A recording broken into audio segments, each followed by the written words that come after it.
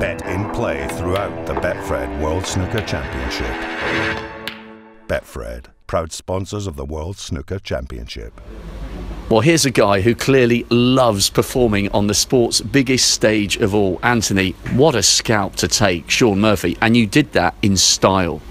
Yeah, Rob, just what a win for me. And like you say, I took the last frame there with a nice break. Very, very tough draw. Shaun, he's won it before, been in a couple of finals, so he's coming here. He's won the World Grand Prix recently, top 4 in the world, so he's coming here thinking, he's probably thinking he's him a real chance of winning it, which he was. And but I just tried my absolute heart out there and got to 10 before he did, so happy days. So last year you knocked out Stephen Maguire and Mark Selby, and Selby was the defending champion. You've added Shaun to that list of scouts, but the season in between hasn't necessarily been sparkling. Why is it that you always seem to be able to produce your very best snooker at the most important time here at the World Championship? I think the biggest factor is the length of match here. You feel as if it's a real proper game of snooker, a real proper match. All the other sort of best of 7, it feels like you're playing best of 7 every other week, and it's really difficult. It's really difficult to treat it as a real proper match. Although that's a fault on my character. But with the best of 19, mentally you're just like, this is a proper game of snooker. So let's get stuck in and have a go. Well, you certainly did. Now 6-4 down, you didn't seem to panic. You always seem very relaxed here at the Crucible, and to put 4 on the spin together, you must have then thought, right, I'm turning it on here, I've got a brilliant chance. Yeah, I think that's what I was lacking last year when Shaun beat me. He, towards the end of the match in the final session, he sort of won a few frames in a row and pulled away from me, and I didn't really do that in the match last year. So to like you say, win 4 in a row, if you can put a run together like that, it really gives you a real chance, because whether it brings you out of a hole if you're behind, and it sort of puts you in a good lead if you're sort of level. And like I said, I just tried my absolute best. Always thought, I could see that Shaun was really up for it, and I was just like, well, I'm up for it as well, so let's have a fight.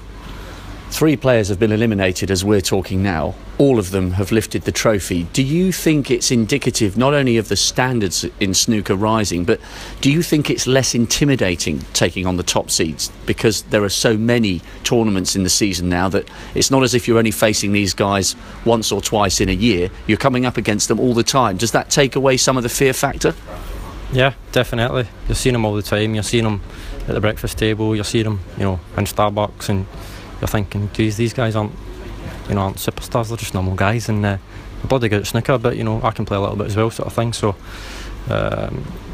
also as well, probably just a lot of it's to do with each individual's sort of character. I'm out there and I'm looking at Shaun and I'm thinking, God, this guy just looks immaculate and his cue action's amazing, but I'm thinking, I